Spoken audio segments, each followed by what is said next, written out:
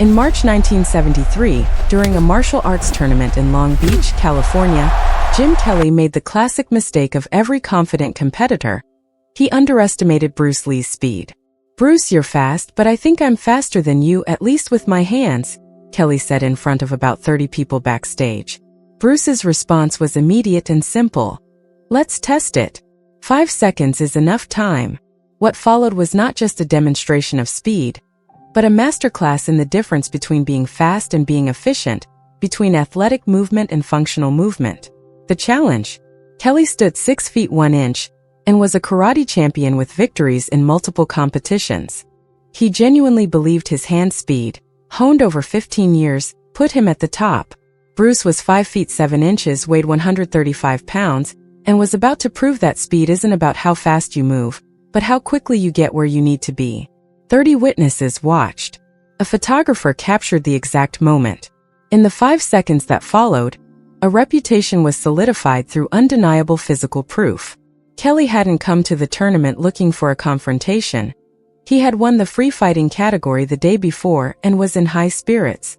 But when he saw Bruce demonstrating 1-inch punches to a small group, making volunteers fly back with strikes that seemed to travel an impossible distance to generate power, the competitor in him woke up. Kelly had built a career on speed. Fast hands were his trademark. Observing Bruce, he honestly thought he could be faster. It didn't come from arrogance, but from years of validation in real rings. The test. Bruce wasn't offended. In fact, he seemed amused. "If you want to test it, let's test it objectively," Bruce said. "No subjectivity, no possible excuses. A simple test of who gets there first." He proposed a method. Bruce would place his open hand in front of Kelly. Kelly would try to punch Bruce's palm, and Bruce would try to touch Kelly's face before the punch landed. The first to make contact won. Word spread instantly. Within minutes, a circle of 30 people formed, including Chuck Norris, masters of various styles, and competitors who stopped their warm-ups to watch. 3, 2, 1, go. Bruce extended his right hand, palm open, about 12 inches in front of Kelly's chest. Kelly assumed a karate stance, his right hand pulled back, ready to explode. "Don't hold back," Bruce said. "Give it your fastest punch or the test is worthless." An improvised referee counted down. Jim Kelly exploded with a straight right, perfect technique, the kind of speed that had won him hundreds of matches. But when his fist reached where Bruce's palm should have been, there was nothing. Bruce had retracted his hand and simultaneously, his left hand touched Kelly's face. It wasn't a slap or a blow. It was a gentle touch, but it arrived first, unequivocally first. The stopwatch read 0.8 seconds. The photograph captured it perfectly. Kelly's fist inches from the absent palm, Bruce's fingers already touching Kelly's cheek. The lesson: telegraphing versus anticipation. Kelly froze, processing the impossible. "How did you do that?" "That was my fastest punch." Bruce replied educationally. "You are fast, Jim. Very fast. But you pull your hand back to generate power. That is visible preparation that adds milliseconds. You telegraph with your weight shift. You follow a specific karate form. I don't use a fixed form. I start from the closest point with no preparation. And more importantly, I wasn't reacting to your punch. I was anticipating it. I saw the tension in your shoulders. I saw your eyes focus. I knew when you were going to move before you started." They tried 5 more times. Kelly tried left punches, feints, and hooks. Bruce won every time. The margins varied between 0.6 and 1 seconds, but the result was consistent. Bruce always arrived first. A lasting legacy. After the 6th defeat, Kelly laughed and raised his hands in surrender. "Okay, you are definitely faster and smarter in how you use speed." Bruce then offered to show Kelly the principles of economy of motion and reading an opponent. They trained together regularly in Los Angeles over the following months. When producers were looking for co-stars for Enter the Dragon, Bruce personally recommended Kelly. "Jim is the real deal," he told them.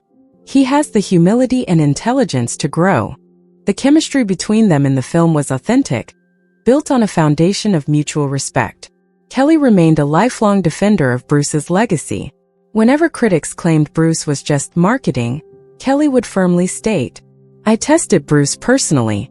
It wasn't a performance or a trick. It was real speed, real skill. I was there. I felt it. There is no debate for anyone who actually knows the facts. The photographic sequence of the test, captured by a photographer whose name has been lost to history, circulated for decades in martial arts magazines. The most famous photo shows Kelly's fist inches from a retracted palm, while Bruce's fingers are already touching his face. It was reproduced in at least 50 different publications between 1973 and 2020, becoming the favorite visual evidence in the debate over whether Bruce's speed was real or exaggerated. Skeptics argued the angle was misleading or the timing was manipulated, but eyewitnesses of the 6 separate attempts confirmed the same story. It wasn't the angle, it wasn't luck. It was clear, repeatable superiority. Dan Inosanto, Bruce's senior student who heard accounts from multiple independent sources, said in a 2010 seminar, "The story of the test with Jim Kelly is well documented. I had at least 10 different people, including Chuck Norris and Jim himself, independently confirm it. They all said the same thing. It wasn't a fair competition. Bruce was operating on a different level." And Jim, to his credit, acknowledged this publicly in dozens of interviews over decades. Strength versus speed. Decades after the event, the martial arts community still debated the implications. Some argued that pure speed was less important than power, that Kelly could have won in a real fight despite being slower because of his advantages in size and strength. Others countered that Bruce's speed wasn't just about quick movements, but about hitting vital targets before the opponent could defend, rendering size irrelevant. Perhaps the most insightful analysis came from Kelly himself in one of his final interviews in 2012, a year before his death. "People ask who would win in a real fight between me and Bruce. The honest answer is, Bruce would win fast because in a real fight with no rules, the first strike is often the last strike. Bruce always hit first. I know because we tested it multiple times. I could never hit him when he didn't want to be hit, and he always hit me when he wanted to. That disparity in a no-rule context would be fatal for me. It's not about ego. It's about recognizing technical reality, a legacy of character." When Jim Kelly passed away from cancer in June 2013 at age 67, obituaries inevitably mentioned his connection to Bruce Lee. While some focused on Enter the Dragon, several writers who knew the deeper history included the speed test as an example of his character. "Jim Kelly was rare among competitors," wrote the editor of Black Belt magazine. "He had the courage to test his limits against the best, the humility to accept a clear defeat, and the wisdom to learn from the experience."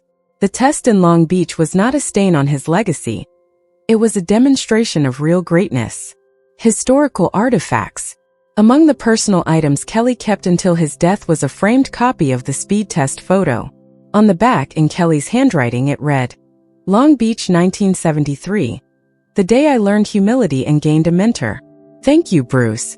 The family donated the photo and other memorabilia to the African American Museum of History in Los Angeles. An explanatory plaque installed in 2015 tells the full story.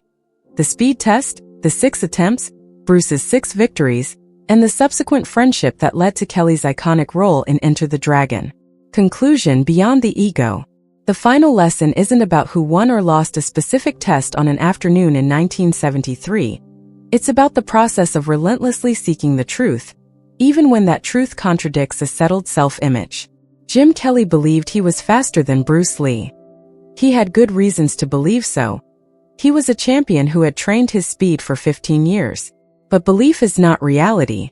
When reality was tested objectively, it proved his belief wrong. Kelly could have rejected reality or made excuses, but instead he adjusted his understanding. That is the mark of genuine intelligence and emotional maturity. 5 seconds of testing produced months of training, which produced decades of application. That is the true legacy of Long Beach 1973. Not just speed, but character, humility, and the eternal pursuit of excellence.